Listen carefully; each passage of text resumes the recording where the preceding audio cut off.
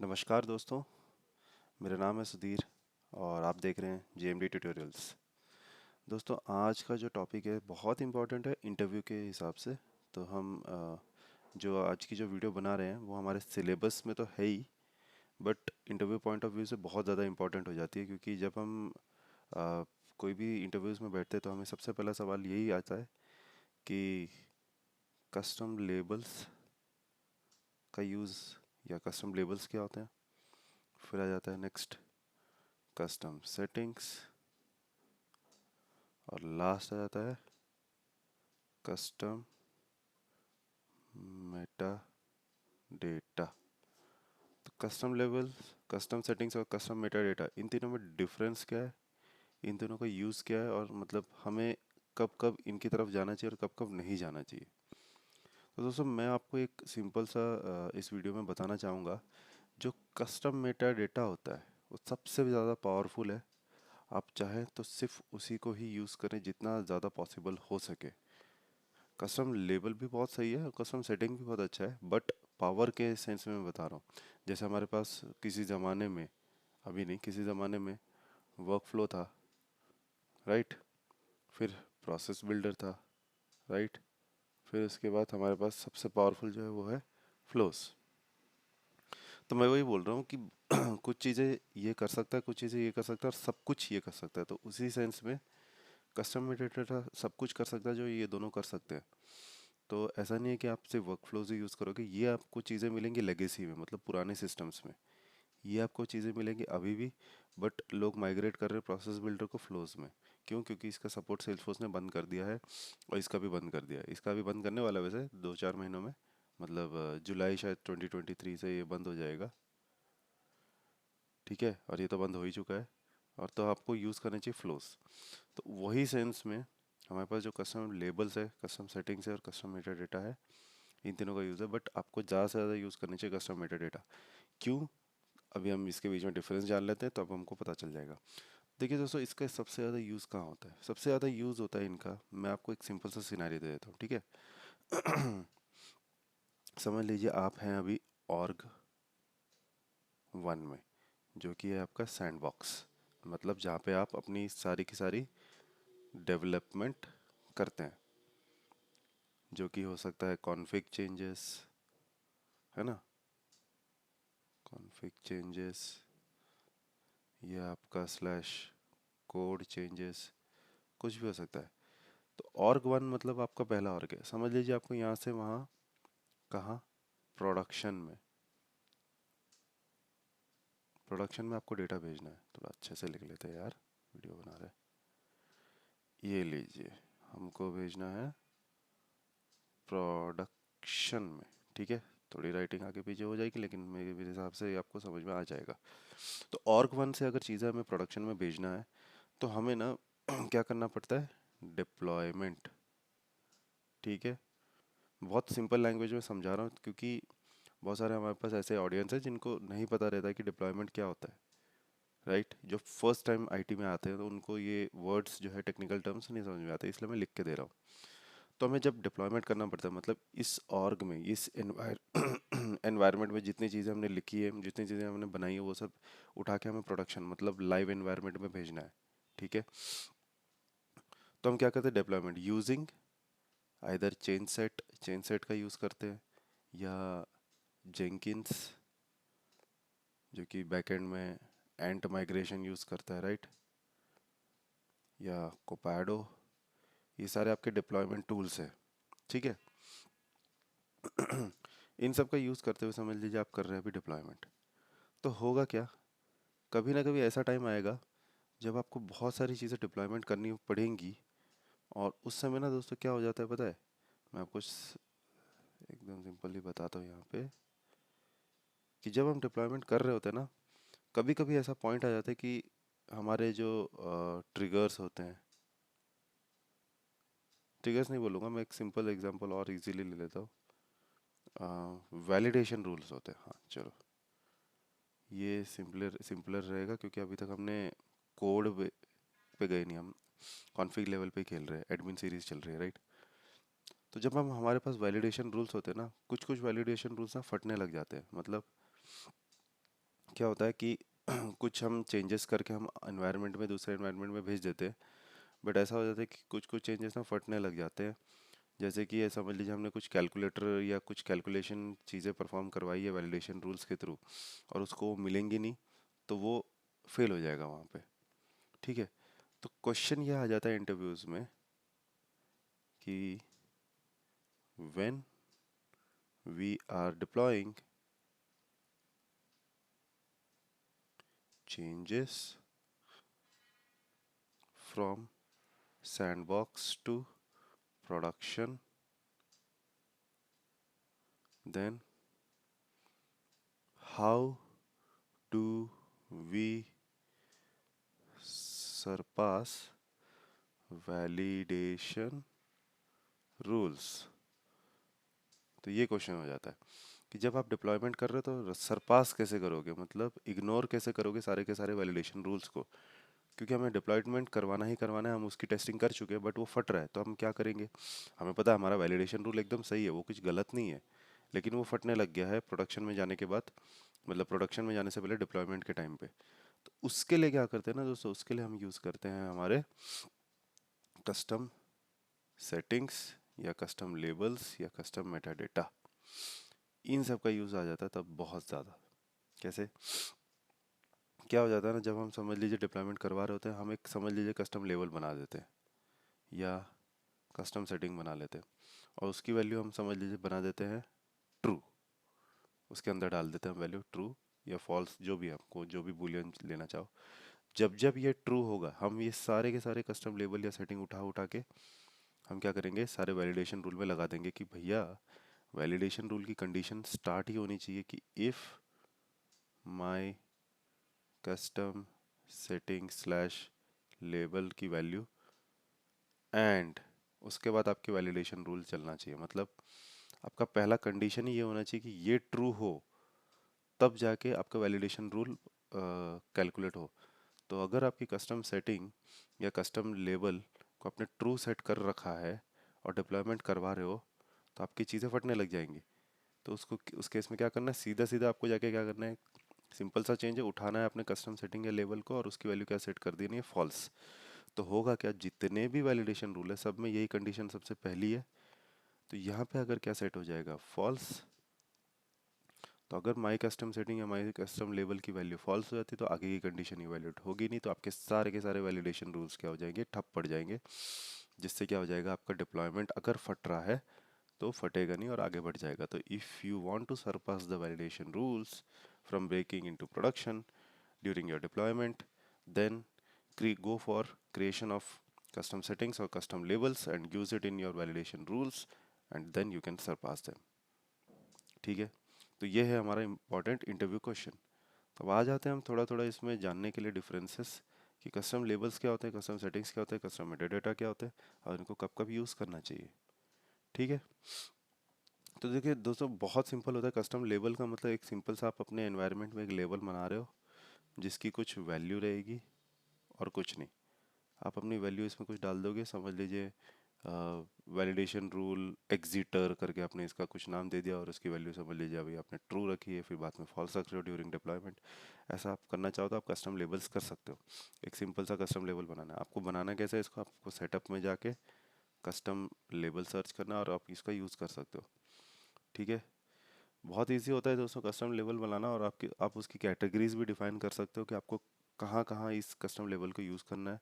जैसे कि flows, validation rule या प्रोसेस, कहाँ कहाँ आपको यूज़ करना है वो आप कस्टम लेवल की वैल्यू वहाँ पे डिफाइन करके रख सकते हो। दूसरा सबसे इम्पोर्टेंट ये है कि लोग पूछेंगे आपसे कि भैया आप ये चीज़ों पे क्यों जा रहे हो, प्रोसेस ऑटोमेशन में कस्टम लेबल्स और कस्टम सेटिंग्स और कस्टम मेटाडेटा में आप क्यों जा रहे हो। देखिए दोस्तों, इसका सबसे पहला रीज़न तो मैंने आपको बता दिया, सरपासिंग वैलिडेशन रूल्स और ये सब। दूसरा ये है हार्ड कोडिंग अवॉइड करना, hard coding to avoid hard coding. मतलब समझ लीजिए एक यूज़र है जो कि बहुत गंदा यूज़र है, मतलब अगर उसके वो ना बहुत सारी चीज़ें परफॉर्म कर रहा है आपके एनवायरनमेंट में, उसका अगर यूज़ आप कहीं पे कर लेते हो तो ना कुछ ऐसा हो जाता है कि जैसे समझ लीजिए कुछ चीज़ें फटने लग जाती है, या समझ लीजिए अगर उस यूज़र का यूज़ कर लिया कहीं पे और उसका नाम आ गया तो वो यूज़र ही चिढ़ जाता है, भैया मेरा नाम क्यों डाल रहे हो, मेरा नाम मत डालो। तो आप क्या करते हो, आप अपने एनवायरनमेंट में जाके कोड लिखते हो कि select name comma anything from user where user name is equal to घटिया यूज़र। घटिया यूज़र नहीं बोलूँगा मैं, बस बोलूँगा ऐसा यूज़र जिसको अपना नाम कहीं पे पसंद नहीं है लेना, आप उसको आप उसको अपनी जगह पे कोड पे लेके उसका यूज़ कर रहे हो कहीं कहीं, या उसको डाल रहे हो, तो वो चाहता है कि भैया तुम मेरा नाम कहीं पे मत डालो, तो हमने एक क्वेरी लिखी, फिर उसका हम डालेंगे कि भैया ये यूज़र की आईडी कहीं पे मत डालो, ऐसा हम समझ लीजिए एग्जाम्पल दे रहा हूँ मैं कोड पे कि आप ऐसा करना चाहोगे। तो आप इसमें क्या करो, आप उसमें एक क्वेरी एक्स्ट्रा बढ़ा रहे हो, आपको ये क्वेरी एक्स्ट्रा नहीं बढ़ानी है, आप जितना हो सके अपनी क्वेरीज को ऑप्टिमाइज़ करो, मतलब अपने कोड को ऑप्टिमाइज़ करो। तो आप क्या करोगे, भैया मैंने कस्टम लेबल बना दिया समझ लो, ठीक है, कस्टम लेबल बना दिया जिसकी वैल्यू मैंने डिफाइन कर दी। अगर समझ लीजिए कस्टम लेबल का नाम है घटिया यूज़र, घटिया यूज़र, उसकी वैल्यू डिफाइन कर दी क्या मैंने, यूज़र की आईडी, ठीक है, समझ लीजिए यूज़र की आईडी है 001 कुछ ऐसे आईडी है, ABCD 1 2 3 4, कुछ तो 15 डिजिट या 18 डिजिट की आईडी हमने यहाँ पे डिफाइन करके रख दी। तो उससे होगा क्या, जहाँ जहाँ मुझे मेरे कोड में चाहिए, मुझे लग रहा है कि हाँ ये भाई ये यूज़र आने वाला है, मैं सीधा सीधा कस्टम लेबल की वैल्यू मेरे कोड में यूज़ कर सकता हूँ। मुझे इस यूज़र की आईडी को हार्ड कोड करने की ज़रूरत भी नहीं पड़ेगी, प्लस मुझे उसका क्वेरी भी एक्स्ट्रा नहीं बढ़ाना पड़ेगा। सिंपल सिंपल मैंने कस्टम लेबल बना दिया और उसको यूज़ कर दिया, ठीक है, बहुत बढ़िया। तो अभी होगा क्या, जहाँ जहाँ कुछ कुछ वैल्यूज़ परफॉर्म करनी है, मुझे इस यूज़र को अवॉइड करना है, मैं उसकी आईडी ये डायरेक्ट यूज़ कर लूँगा कि भैया नॉट लगा के इस यूज़र की आईडी को यूज़ कर लो और आपका काम हो जाएगा। आपका ये यूज़र कहीं भी नहीं आएगा और यूज़र भी खुश है, घटिया यूज़र से यूज़र बन जाएगा खुश यूज़र, और बेहिसाब यूज़र, और जो भी आप इसको नाम देना चाहो वो टाइप का यूज़र ये बन जाएगा, एकदम खुशनुमा, और आपसे भी वो खुश रहेगा और आपका एनवायरनमेंट भी हैप्पी रहेगा, आपको कोई दिक्कत भी नहीं आएगी, ठीक है। और जब मन चाहे आपको समझ लीजिए कल को कोई दूसरा यूज़र आता है बोलता है भैया ये यूज़र को रहने तो आप मेरा नाम डालो उस जगह, आप नया कस्टम सेटिंग या कस्टम लेबल बनाओ और उसको यूज़ कर लो।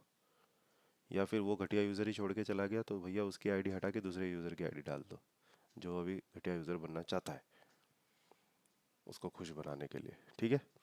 तो ये हो गया, छोटी मोटी चीज़ें दोस्तों, ये बहुत सिनेरियो बेस्ड रहता है, आप इस वीडियो के थ्रू आपको बहुत सारी चीज़ें समझ में आ जाएंगी, आती भी होंगी, बट आप ये वीडियो देख के ना आपको थोड़ा एक आइडिया लग जाएगा कि भाई इनका यूजेस कैसा है और क्यों हम इनको अपने एनवायरनमेंट में बनाएंगे, ठीक है। तो आपको कस्टम लेबल समझ में आ गया, कस्टम लेबल बहुत इजी रहता है बनाना, ठीक है, बना लिया और आप उसको एक्सेस भी कर सकते हो। एक्सेस करने के लिए इनका स्टाइल मैं बता देता हूँ, कस्टम लेबल का एक्सेस करने का स्टाइल होता है ऐसे, कहीं भी आप अपने एनवायरनमेंट में हो या समझ लीजिए कोई वैलिडेशन रूल में हो, अगर आपको कुछ आईडी वाईडी या घटिया यूज़र की आईडी चाहिए, तो आप कैसे लिखोगे इसको, dollar label dot my custom label, ये लिखो, ये उसका हो जाता है स्टाइल, किसका, कस्टम लेबल का एक्सेसिंग का style. How to access custom label, dollar label dot my custom label name, इसमें कुछ एक्स्ट्रा ऐड ऑन नहीं होता है, सीधा सीधा आपका लेबल के साथ आपका नेम आ जाता है, मतलब आपकी जो भी वैल्यू आपने स्टोर कर रखी है, ये अगर आईडी स्टोर कर रखी है तो क्या हो जाएगा, ये आईडी इधर आ जाएगी, ठीक है। तो आप इसको यूज़ कर सकते हो नॉट के कंडीशन में, जहाँ पे आपको उस यूज़र को नहीं डालना है या डालना है ज़बरदस्ती, तो भी आप यूज़र कर सकते हो, यूज़ कर सकते हो उसका, ठीक है। दोस्तों एक इसमें दिक्कत थी, क्या दिक्कत थी, आप कस्टम लेवल बना तो सकते थे, बट आप खुद ही सोचिए कि अगर आप कस्टम लेवल बना ले रहे हो, है ना, उसके बाद आप इसके ऊपर ना रिस्ट्रिक्शंस नहीं डाल पा रहे हो, तो आप कैसे इसको मतलब आगे कैसे बढ़ाओगे, मतलब ऐसा हो जाएगा कि भैया बना तो लिया बट कहाँ यूज़ करके कहाँ इसको मतलब रोकूं, वो मुझे समझ में नहीं आ रहा। या समझ लीजिए आप डिप्लॉयमेंट कर रहे हो, है ना, कस्टम लेबल्स का भी डिप्लॉयमेंट कर रहे हो, तो आपको पता है कि जब जैसे आप कस्टम लेबल या कस्टम सेटिंग्स को डिप्लॉय करते हो उनकी वैल्यूज उड़ जाती हैं, मतलब आप उनको वैल्यूज़ को नहीं डाल सकते हो, आपको ज़बरदस्ती जाके फिर नए एनवायरनमेंट में वैल्यू खुद से हार्ड कोड या इसके अंदर डालनी पड़ेंगी, और आप डिप्लॉय नहीं कर सकते हो। ठीक है ना। तो उन सब इस सब के डिफरेंसेस को ओवरकम कर लेता है कस्टम मेटाडेटा। लेकिन जब आप अभी कस्टम लेवल पे हो, तो आपको ये यूज़ कब नहीं करना चाहिए मैं ये बता रहा हूँ। समझ लीजिए ऐसा आ जाता है कि भैया प्रोफाइल या परमिशन सेट्स के ऊपर आप खेल रहे हो, तो कुछ लोगों के लिए कस्टम लेबल्स दिखने चाहिए, कुछ लोगों के लिए कस्टम लेबल नहीं दिखने चाहिए, तो आपको वैसा कुछ करना है ना। तो आप कैसे यूज़ करोगे उसका, राइट। तो उस केस में आप क्या करोगे, कस्टम सेटिंग्स के ऊपर जाओगे। क्यों? क्योंकि कस्टम सेटिंग्स में ना देखिए दोस्तों, दो टाइप की कस्टम सेटिंग्स होती है। आप तो यहाँ पे एक लिस्ट टाइप की बना सकते हो जिसमें आप नॉर्मल कस्टम लेबल्स की तरह बहुत सारी वैल्यूज डालते जा रहे हो, या आप बना सकते हो एक कस्टम सेटिंग्स हायरार्किकल टाइप की, हायरार्ची, जिसमें आप ना प्रोफाइल्स और परमिशन सेट्स के ऊपर भी खेल पाओगे। तो कस्टम सेटिंग्स का आप यूज़ कर सकते हो अपने प्रोफाइल्स या परमिशन सेट के हिसाब से उसको दिखाने के लिए। ज़बरदस्ती सबको नहीं दिखाना, किसी को 10, किसी को 20, किसी को 30 ऐसा दिखाना है वैल्यू। तो आप कस्टम सेटिंग्स का यूज़ करके हायरार्किकल पे जा सकते हो और उसको यूज़र के रिस्ट्रिक्शन या एक्सेस रिस्ट्रिक्शन के हिसाब से आप इसको यूज़ कर पाओगे। और लास्ट आ जाता है दोस्तों, मैं इसमें कस्टम सेटिंग्स में ज़्यादा नहीं जाना चाहूँगा, क्योंकि आपको सबको मतलब आप डायरेक्टली ऑर्ग में जाके भी आप देख सकते हो कि कस्टम सेटिंग्स कैसे बनाना है। ठीक है ना। और विजिबिलिटी आप उसमें डिफाइन कर पाओगे, पब्लिक चाहिए, प्राइवेट चाहिए, क्या चाहिए। तो सिंपल सा है कस्टम सेटिंग्स है दोस्तों, बहुत ही इजी रहता है बनाना, कोई दिक्कत नहीं आएगी आपको उसमें, गारंटी है। आप जब भी बनाना चाहो आप डायरेक्टली जाओ और शुरू हो जाओ। ठीक है। और उसमें ना बहुत सारे टाइप्स भी आते हैं, आईडी बनाना है, ये नंबर बनाना है, क्या बनाना है, सब अलग अलग फील्ड, जैसे आप कस्टम ऑब्जेक्ट क्रिएट करते हो ना, कुछ कुछ वैसा ही है ये। ठीक है। मैं आपको बताऊंगा कस्टम सेटिंग्स की तरफ आपको कब नहीं जाना चाहिए। ठीक है। ताकि डायरेक्टली मैं जंप कर पाऊँ कस्टम मेटा डेटा पे, ताकि हमको मतलब एक समझ रहे कि भैया ये यूज़ करना चाहिए, हाँ हाँ हाँ ये यूज़ करते हैं, नहीं तो नहीं, ऐसा है। ठीक है। तो देखो दोस्तों, कस्टम सेटिंग्स में अभी हम हैं, थोड़े टाइम बाद सवाल ये आ जाता है कि भाई कस्टम सेटिंग्स तो ठीक है, बट कस्टम सेटिंग्स ना कुछ कुछ चीज़ें कर नहीं पा रहा है। जैसे कि हम डिप्लॉयमेंट करने जा रहे हैं, और ये हो जाता है कि भैया हमको बार बार ना वैल्यूज़ क्रिएट करनी पड़ जाती है प्रोडक्शन में जाके।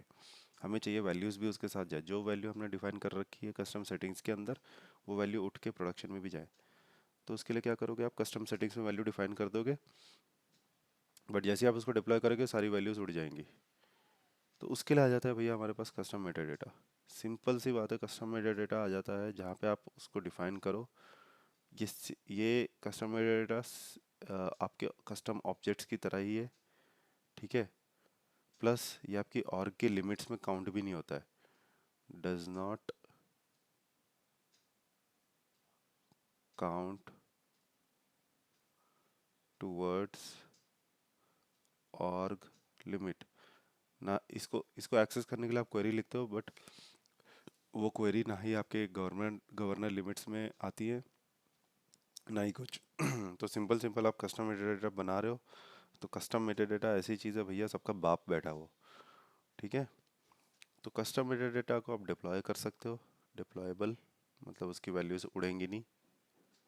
प्लस आप इसमें प्रोफाइल्स और परमिशन सेट्स के थ्रू आप इसकी रिस्ट्रिक्शंस भी डाल सकते हो, जो कि आप इसमें कर पा रहे थे। ठीक है। तो ऐसी ऐसी कोई चीज़ नहीं है जो कस्टम मेटाडेटा नहीं कर पाता, सब कुछ कर लेगा। कस्टम मेटाडेटा ऐसी चीज़ है जिसको एक बार आपने बना दिया तो आप समझ लीजिए आप मतलब एकदम पावरफुल लेवल पे हो, फ्लो जैसा बना लेते हो ना। फ्लो बनाने के बाद आप सब कुछ कर सकते हो, तो उसी वैसे ही है अपना कस्टम मेटा डेटा, सब करके बैठ जाएगा, आपको कुछ टेंशन लेने की ज़रूरत नहीं है। ठीक है। तो आप प्लस उसमें कस्टम मेटा डेटा इतनी तगड़ी चीज़, उसमें स्टैंडर्ड और कस्टम फील्ड्स भी होती है, वो भी आप देख लेना। स्टैंडर्ड एंड कस्टम फील्ड्स भी होते हैं। Custom fields, standard fields, custom fields. Standard fields मतलब जैसे created by, last modified by, ये सब होता है। और कस्टम फील्ड्स जो आप बनाना चाहो, जिसका टाइप आप टेक्स्ट बना सकते हो, नंबर बना सकते हो, चेक बॉक्स बना सकते हो। ठीक है ना। एक एक तरीके से ये कस्टम ऑब्जेक्ट्स की तरह ही है, बट आप इसको एक तरीके से यूज़ कर सकते हो हम अपने वैलिडेशन रूल्स या कोड या कहीं कहीं पे, जो मैंने सिनेरियोज आपको बताए। ठीक है। तो कस्टम मेटा डेटा को एक्सेस करने का तरीका भी बहुत सिमिलर ही है। आप सीधा सीधा उसको कस्टम मेटा डेटा अगर कोई पूछता है कि कैसे एक्सेस होता है, तो कस्टम सेटिंग्स जो होता है ना दोस्तों, वो होता है अंडरस्कोर अंडरस्कोर सी, उसके आगे लग जाता है। बट कस्टम मेटा डेटा होता है जो उसके आगे लग जाता है एमडीटी। ठीक है। तो जहाँ पे भी आपको एमडीटी दिख रहा है वो है कस्टम मेटा डेटा। ठीक है। एक्सेस करने के लिए डायरेक्ट आप लिख सकते हो जाके अपना कस्टम मेटा डेटा का नाम, और उसकी आप क्वेरी लगा सकते हो। ठीक है। और आपको चाहिए तो आप मतलब डेवलपर गाइड भी देख सकते हो, आपको वहाँ पे बहुत सारी इन्फॉर्मेशन मिल जाएंगी। मुझे नहीं लग रहा मुझे यहाँ पे लिखने की ज़रूरत है, बट फिर भी मैं एक बार बता देता हूँ। तो कस्टम सेटिंग्स को एक्सेस करने का तरीका होता है सी एस।